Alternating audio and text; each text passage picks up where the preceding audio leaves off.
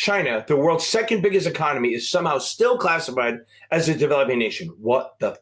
So let's dive into the loophole that's letting China play the global trade game on easy mode. What's the WTO anyway? Think of the World Trade Organization as a global referee for international trade. It makes sure trade between countries is fair, predictable, and doesn't break down into chaos. Developed countries like the US, Germany, and Japan have mature, powerful economies. Developing countries like Kenya, Bangladesh have less money and fewer industries. The WTO gives developing countries special advantages to help them catch up economically. Developing nations get major perks. They can put high tariffs on imports to protect young industries.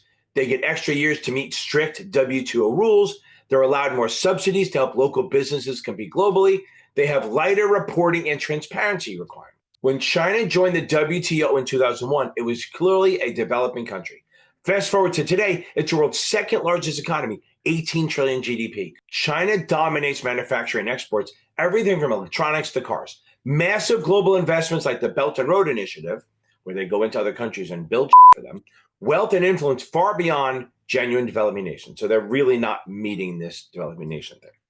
Now, how did China benefit? Tariffs shield Chinese giants like Huawei and Geely, I think it's Geely, from international competitors. Huge state subsidies allow Chinese firms to undercut global prices.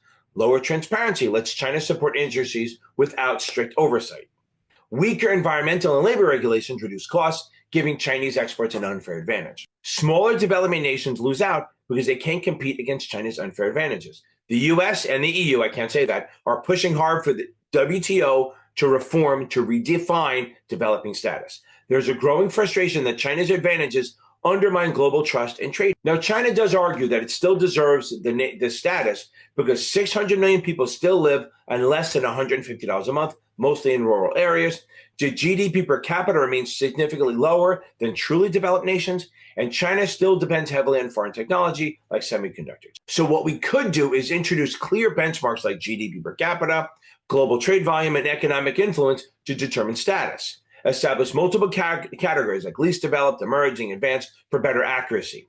Regularly reevaluate every country's status to reflect current economic realities. And we can actually offer incentives for countries like China to voluntarily move up and compete fairly. So should China step up and compete on an equal footing, or is it just smartly using the rules to its advantage? Comment, tell me what you think. If I'm an idiot, if I totally got it wrong, let me know.